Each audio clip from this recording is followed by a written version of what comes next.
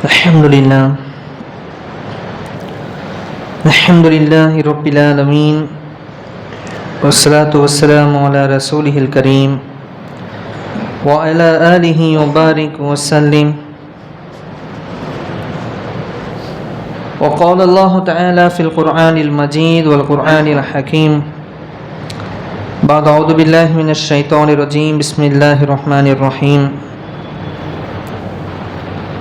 Inna Allahu malaikatahu yusalluna 'alan nabi ya ayyuhalladhina amanu sallu alaihi wa sallimu taslima. Allahumma salli ala sayyidina Muhammadin wa ala ali sayyidina Muhammadin wa barik wa sallim alaihi. Sadaqallahul aliyyul azim wa sadaqa rasulihil kareem. புகழும் புகழ்ச்சியும் ஏக வல்லோனாகி அல்லாஹ்விற்கு மட்டுமே உரித்தாகட்டுமாக. மேலும் சாந்தியும் சமாதானமும் நம்முடைய தூதர் முஹம்மது ஸல்லல்லாஹு அலைஹி வஸல்லம் அவர்களின் மீதும் அவருடைய குடும்பத்தாரின் மீதும் சத்திய சஹாபாக்களின் மீதும் இங்கு குழுமிருக்கூடிய நம் அனைவரின் மீதும் அல்லாஹுடைய சாந்தியும் சமாதானமும் என்றென்றும் நின்றல்வட்டுமாக. இஸ்லாத்தின் காணிக்கான சலாத்தை கூறிய உரையை ஆரம்பம் செய்கிறேன். அஸ்ஸலாமு அலைக்கும் வரஹ்மத்துல்லாஹி தஆலா வபரகாத்துஹு. கண்ணியமிக்க அல்லாஹ்வின் நல்லடியார்களே, இன்று நாம் பார்க்க இருக்கக்கூடிய தலைப்பு இளமை பருவத்தினுடைய முக்கியத்துவம். முன்மாதிரியான முஸ்லிம் இளைஞர்கள் இந்த காலகட்டத்தினுடைய தேவை, இந்த இஸ்லாமிய வழிகாட்டல்கள் இளைஞர்களுக்கு எப்படிப்பட்ட போதனைகளை செய்கிறது என்பது அதிகமாக இந்த இஸ்லாமிய வாலிபரிடத்திலே பேசப்பட வேண்டிய ஒரு காலகட்டம். காரணம், இந்த வாலிப சமூகம் மனம் திரும்பினால், ஒரு லட்சியம் அதற்கு ஏற்பட்டால், இந்த சமூகத்துடைய ஒட்டுமொத்த நிலையும் மாறக்கூடிய ஒரு நிலையும் உள்ளது. அதை அந்த வாலிபத்தில் உள்ள பிள்ளைகளால் மட்டும்தான் செய்ய முடியக்கூடிய ஒரு சூழ்நிலையை தான் ஒவ்வொரு காலகட்டத்திலும் இருந்து கொண்டிருக்கிறது. எனவே அருமையானவர்களே, ஒரு முன்மாதிரியான முஸ்லிம் இளைஞர்கள் இஸ்லாத்துடைய வரலாற்றில் எப்படி இருந்தார்கள் என்பதை தற்கால முஸ்லிம் வாலிப பிள்ளைகள் தன் காதால் கேட்க வேண்டும்.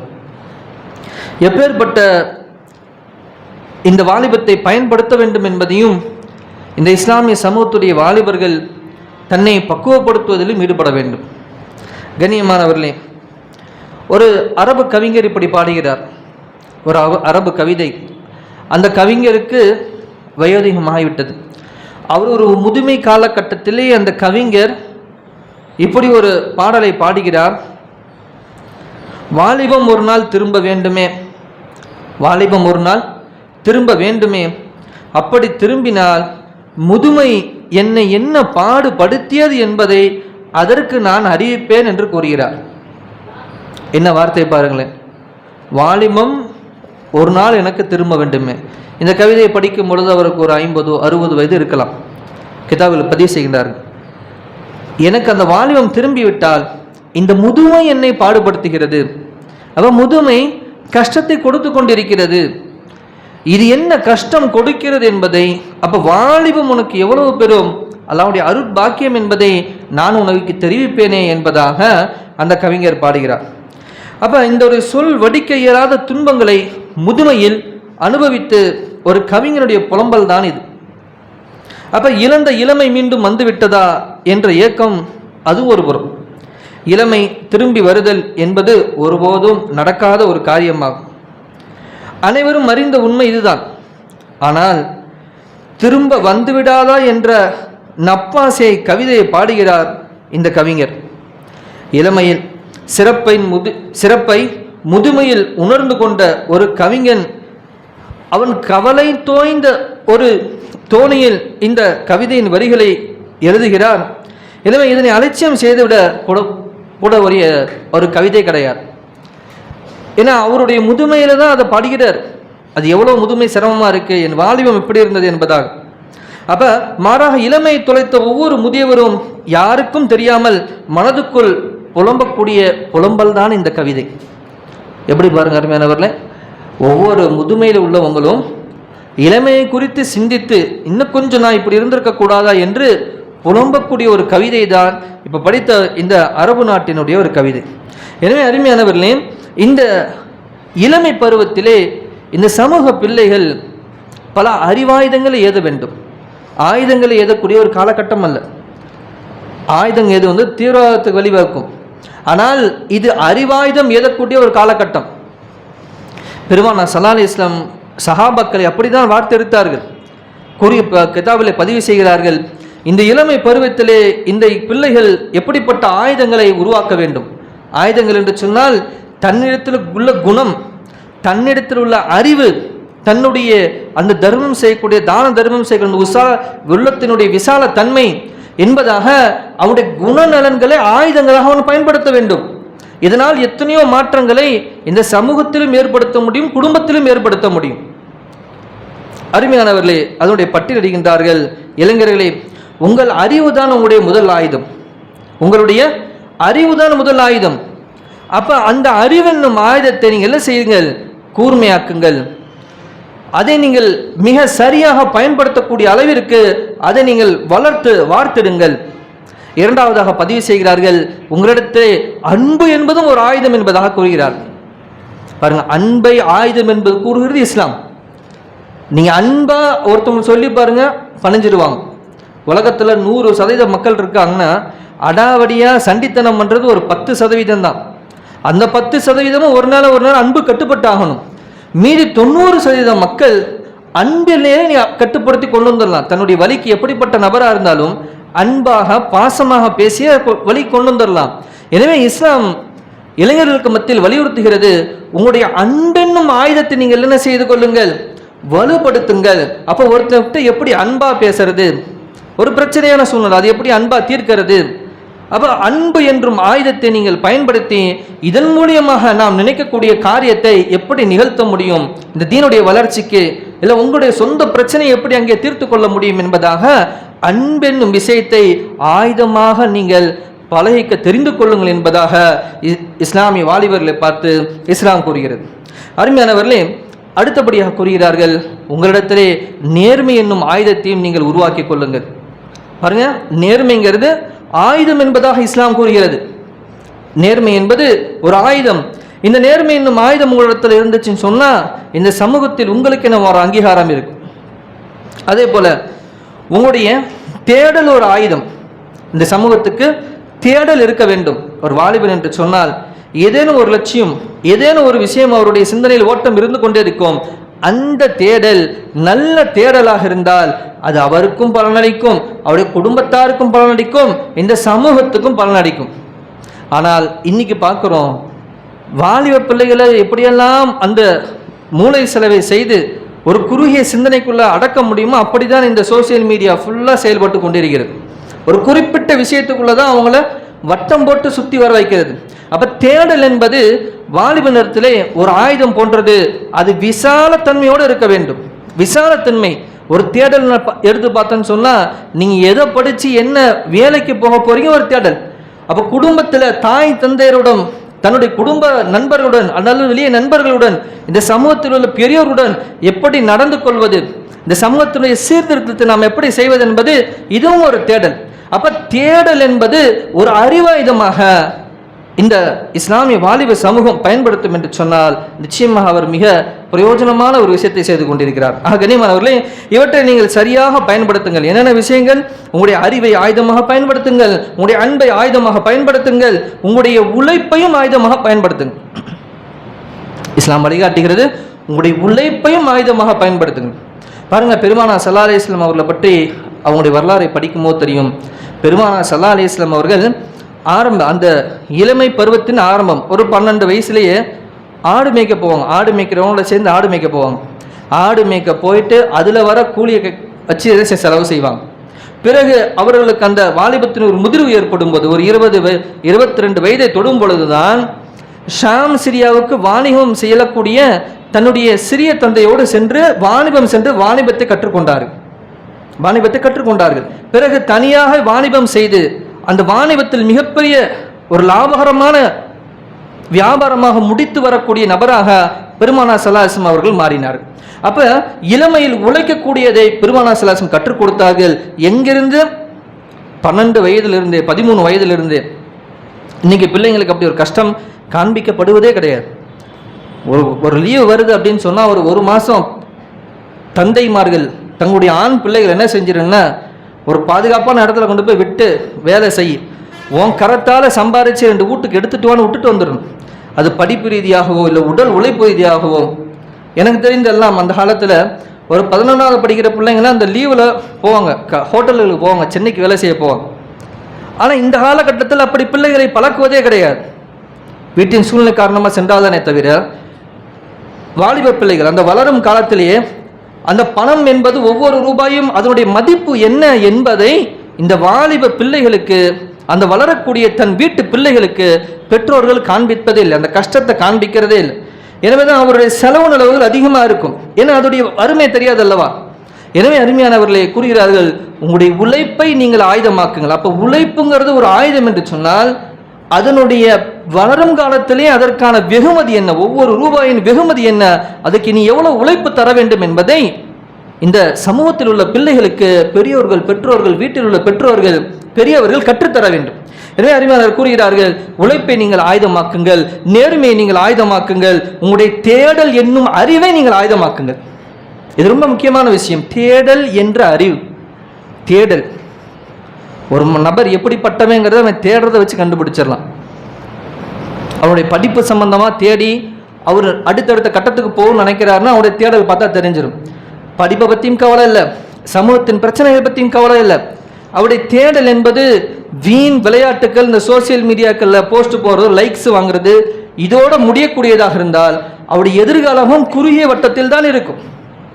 எனவே அருமையானவர்களே, வாலிபர்களே, இஸ்லாம் உங்களை நோக்கி கூறுகிறது, நீங்கள் உங்களுடைய தேடல் என்னும் அறிவை ஆயுதமாக ஆக்குங்கள், உங்கள் தேடல் என்னும் தன்மையை விசாலமாக ஆக்குங்கள். அப்ப தேடல், நாங்கள் எதை கொண்டு தேடுவது, எதை நோக்கி எங்களுடைய பயணம் இருப்பது? இஸ்லாம் பெருமானார் ஸல்லல்லாஹு அலைஹி வஸல்லம் அவர்கள் கூறுகிறார்கள், அல்லாஹ்வுடைய கட்டளைக்கு அடிபணிவதுதான் முதல் நமது கடமை. எனவே அல்லாஹ்வை சந்தோஷப்படுத்தக்கூடிய விஷயம் என்ன என்பதை தேடுங்கள்.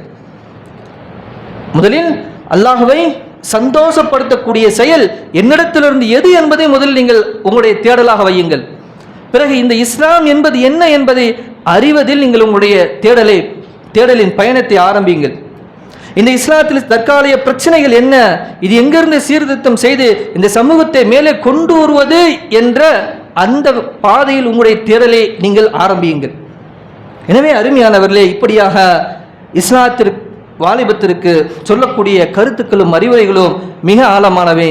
உங்களுடைய தேடலை நீங்கள் அறிவாயுதமாக பயன்படுத்த வேண்டும். பாருங்க, ஒரு நபர் அன்பாகவும் பேச தெரியுது, அவரும் மிக தேடல் உள்ள ஒரு நபராகவும் இருக்கார், கடுமையான உழைப்பாளியாகவும் இருக்கார். அவர்கிட்ட அறிவுடைய தேடல், அறிவையும் ஆயுதமாக வைத்திருக்காருன்னு சொன்னால் அவரை கொண்டு இந்த சமூகம் எவ்வளவு பயன்பெறும்.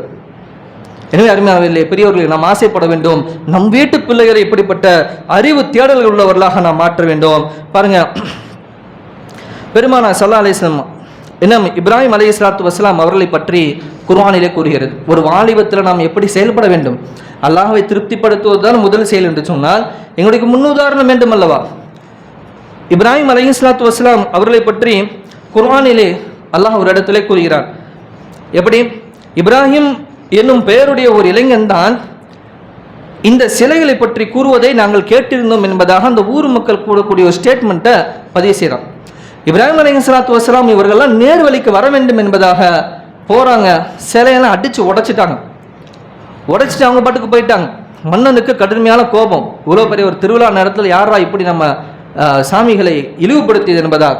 அப்போ கூறி அந்த யார் அது அப்படின்னு கேட்கும்போது அங்கே பயன்படுத்தக்கூடிய அந்த மக்கள் பயன்படுத்தக்கூடிய வார்த்தை அல்லாஹ் குர்ஆனிலே பதிவு செய்கிறான். இப்ராஹிம் என்னும் பெயருடைய ஓர் இளைஞன் தான் இந்த சிலைகளை பற்றி அடிக்கடி பேசுவதை நாங்கள் கேட்டோம் என்பதாக. அப்ப இளைஞன் என்று பயன்படுத்தப்படுகிறது. அப்ப அந்த இளமை பருவம் தௌஹீதை எத்தி வைப்பதற்காக தயாரானார்கள் இப்ராஹிம் அலைஹிஸ்ஸலாத்து வஸ்ஸலாம். எனவே தான் அல்லாஹ் தன்னுடைய ஹலீலுல்லா என்பதாக புனை பெயரை கொடுத்தான். எனவே அருமையானவரை சிந்திக்க வேண்டும், அல்லாஹ்விற்கு நாம் என்ன செய்தோம்? அப்போ நம்ம இங்கிருந்து கிளம்பி போயிடலாமா, போய் இந்த மாதிரி காரியத்தை செய்யலாமா? அல்ல, அதுக்கு முன்பாக அதை தான் நான் கூறினேன், அறிவாயுதம் என்ற வேண்டும், அன்பான ஆயுதம் என்ற வேண்டும். பாருங்க, நேற்று ஒருவர் தீபக் என்ற ஒருவர், அவர் பேரே வச்சுக்கிட்டார் முகமது தீபக். இது பதிவு செய்யக்கூடிய ஒரு நேரம், ஒரு ஊபி அந்த வடநாட்டு சைடு நடந்த ஒரு சம்பவம். ஒரு பெரியவர், முஸ்லீம் பெரியவர், பாபான்னு கடை போர்டு வச்சு கடை நடத்தியிருக்கார். அங்கே போன சில ஆர்எஸ்எஸ் கயவர்கள், என்ன இப்படி ஒரு போர்டு வச்சிருக்க அப்படின்னு சொல்லி, நீ பேரை மாற்றணும்னு சொல்லி அங்கே சண்டை. இதை பார்த்து கொண்டிருந்த அந்த வாலிபர், அந்த இடத்துல உள்ள ஒரு தீபக், ஒரு இந்து சகோதரர், அந்த பிரச்சனை நடக்கிற இடத்துக்கு நேராக போறாரு. என்னப்பா பண்ணிட்டு இருக்கீங்க, என்ன பிரச்சனை, இப்படி பண்றீங்க கேட்கும்போது, அவன் அவரை பார்த்து முதல் கேட்ட கேள்வி, உன் பேர் என்ன அப்படின்னு தான் கேட்டான். அவனுடைய ஒரு இது, அவன் பேர் என்ன கேட்டான்னு பயந்துருவாங்க. அவர் சொன்னாரு முகமது தீபக் அப்படின்னாரான். அவர் தீபக்கு தான். அவர் சொன்னார் முகமது தீபக். அப்ப என்ன தெரியுது, அன்பை ஆயுதமாக அவர் பயன்படுத்தினார். அருமையானவர், என்ன தெரியும் நடந்தது, அவனுக்கு ஒன்றும் சொல்ல முடியல, போயிட்டாங்க. அது ஒரு ரெக்கார்டு எடுத்து ஃபேஸ்புக்கில் பதிவு செய்கிறாங்க. அவருக்கு பாராட்டுக்கள் குவிந்த வண்ணமாக இருக்கு. அவருடைய தீபக் குமார்னு சொல்லிட்டு அவர் ஒரு ஜிம் வச்சிருப்பாராட்டு, அவர்களை போஸ்ட் போடுறாரு. எனக்கு இவ்வளோ இஸ்லாமிய சொந்தங்களும் என்னுடைய இந்து சொந்தங்களும் நான் செய்த காரியத்தை பார்த்து வந்து எனக்கு சால்வு போட்டுக்கிட்டே இருக்காங்க, பாராட்டு சொல்லிக்கிட்டே இருக்காங்க என்பதாக அப்படியே மெய்ஸில் எடுத்து அவர் கண்கள் எல்லாம் கலங்கி ஒரு வீடியோ பதிவு செய்கிறார். எனவே அருமையானவர்களே, அன்பை ஆயுதமாக எடுத்தார், அன்பை ஆயுதமாக எடுத்தார். எனவே இப்படிப்பட்ட ஒரு ஆயுதத்தையும் வாலிப பருவத்தில் நமக்கு எடுக்க தெரிய வேண்டும். இஸ்லாம் அதை தான் கற்றுக்கொள்கிறது. அப்ப இப்ராஹிம் அலைஹிஸ்ஸலாத்து வஸ்ஸலாம் அவர்கள் துணிச்சலாக அல்லாஹ்விற்காக ஒரு காரியத்தை செய்தார்கள், துணிச்சலாக ஒரு காரியத்தை அல்லாஹ்விற்காக செய்தார்கள். ஆனால் அருமையானவர்கள், இந்த காலகட்டத்தில் இன்னும் நவீன காலமாக இருக்கிறது. நாம் நினைத்தால் அல்லாஹ்வுடைய எத்தனையோ கட்டளைகளை அவர்களுக்கு மிக இலகுவாக உள்ளத்தில் அம்பு பாய்வதில் கொண்டு போய் சேர்க்க முடியும் நம்மளால. குர்ஆன் ஆயத்துகள் முயற்சிதான் தானே. இது ஒரு விஷயம். அருமையானவர்களே, யூசுப் அலைஹிஸ்ஸலாத்து வஸ்ஸலாம் மிகப்பெரிய ஒரு உதாரணம். அல்லாஹ் குர்ஆனில் ஏன் இந்த நபிமாரெல்லாம் கொண்டு வரான், தௌஹீதுக்காக எதையும் அஞ்சாதவர்களாக இப்ராஹிம் அலைஹிஸ்ஸலாத்து வஸ்ஸலாம், யூசுப் அலைஹிஸ்ஸலாத்து வஸ்ஸலாம் வாலிப பருவத்திற்கே உள்ள சோதனை, பெண்ணின் சோதனை விட்டு எப்படி தன்னை பாதுகாத்துக் கொண்டார்கள். ஒட்டுமொத்த வாலிப சமூகத்துக்கும் காலம் முழுக்க வரலாற்றிலே அல்லாஹ் பதிவு செஞ்சிட்டான். அதை சொல்லும் போதே அல்லாஹ் அந்த வரலாற்றை பற்றி குர்ஆன் கஸஸுல் அஹ்ஸன், அழகிய வரலாறு நபியை உங்களுக்கு தெரியுமா? யார் நம்ம நபிக்கு அப்பதான் அல்லாஹ் எக்ஸ்பிளைன் பண்ணிட்டு இருக்கான். உங்களுக்கு தெரியுமா, கேள்விப்பட்டீங்களா? யூசுஃபை தெரியுமா? யூசுஃப் யார் தெரியுமா? அந்த நாட்டினுடைய மன்னனுடைய மனைவி, மிக அழகானவர்கள். ஆனால் தவறுக்கு அழைத்த போதும் அவர் அல்லாஹ்வை அஞ்சி அந்த இடத்தை விட்டு விலகி போயிட்டாரு. இதுதான் அஹ்ஸனுல் கஸஸ் என்பதாக அல்லாஹ் பதிவு செய்கிறான். அருமையானவர்களே, இதெல்லாம் எதற்காக குர்ஆனில் பதிவு செய்யப்படுகிறது? ஒவ்வொரு நேரத்திலும் வாலிபர்களாக இருக்கக்கூடியவர்கள் எப்படி ஒவ்வொரு நபிமாரிடத்திலும் எந்தெந்த தன்மைகளை நாம் பின்பற்ற கொள்ள வேண்டும் என்பதை இங்கே நாம் புரிந்து கொள்ள வேண்டும். அருமையானவர்களே, அதே போன்றுதான் இந்த வாலிப சமூகம் பத்ர் போரின் போது அப்துர் ரஹ்மான் இப்னு அவுஃப் ரலியல்லாஹு அன்ஹு பதிவு செய்கிறாங்க. பத்ர் போரில் அந்த காலத்தில் ஃபிரௌன் சொல்லப்பட்டது அபூ ஜஹல் தான். அபூ ஜஹல் என்ன செஞ்சான்னா பத்ர் போருக்கு வந்துட்டான். அப்போ 2 சிறு வயது சஹாபாக்கள், பத்ர் போர் மிக கடுமையாக நடந்துக்கிட்டு இருக்கு. அப்போ அப்துர் ரஹ்மான் அவுஃப் ரலியல்லாஹு அவங்களுடைய பக்கத்தில் 2 சிறுவர்கள் வந்தாங்க. ஒருத்தவங்க அவங்களுடைய அல்லையில் குத்தி கேட்டாங்க, என் தந்தையே, சிறிய தந்தையே, இதில் யார் அபூ ஜஹல்? எங்களுடைய நபியை ரொம்ப மட்டமாக பேசிக்கிட்டு இருக்கானா, கொலையை செய்வேன்னு சொன்னானா, எனக்கு ஆளை மட்டும் காட்டுங்களேன் என்பதாக. எப்போ அவன் வயசு என்ன, உனக்கு எதுக்கு இது, நீ பின்னாடி போ, நிலந்துக்குள்ளே வராது அப்படின்னு சொன்னாங்க. எனக்கு ஆளை மட்டும் நீங்கள் காட்டுங்க அப்படின்னாங்களாம். இன்னொரு பக்கம் இன்னொரு சஹாபி, சின்ன வயசு சஹாபி, எல்லாம் ஒரு 12-14 அவ்வளோதான் வயசு இருக்கு. அதே வார்த்தை நீ என்ன பண்ண, அவங்களும் அதே கேட்குறாங்க, ஏன் நபி யாரோ தவறாக பேசிட்டாங்க, ஆளை மட்டும் காட்டுங்க என்பதாக. அந்த 2 பேர்த்தையும் கூப்பிட்டு சொன்னாங்களா. அந்த பக்கம் அப்படியே அவன் சுற்றி சுற்றி வந்துட்டு இருக்கான். அங்கே பார்த்தீங்களா, ஆலமரம் எப்படி இருக்குமோ அதுபோல் அவன் படையோட ஆலமரத்தை சுற்றி சுற்றி ஒரு குதிரை ஒருவன் வருவான்ல, அதுபோல் அது மேலே ஒருத்தன் உட்காந்துருக்கான் பாருங்க, அவன் தான் அபூ ஜஹல்னாங்களாம். உடனே 2 சிறுவர்களும் பாய்ந்தார்கள். ஒருத்தவங்க குதிரை காலை வெட்டினாங்க, இன்னொருத்தவங்க கீழே போது அவன் தலையை வெட்டிட்டாங்க. இவ்வளவுதான். அபூ ஜஹலை கொல்றதுக்கு வேற யாரும் பெருசா வரல.